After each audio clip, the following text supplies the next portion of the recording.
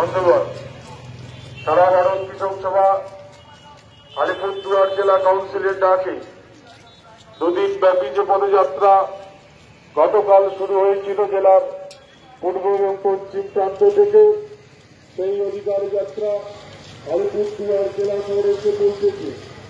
আমাদের এই অধিকার যাত্রার মূল বার্তা হল কৃষকের ফসলের লাভজনক দাম যাতে আইন অধিকারে দিতে হবে।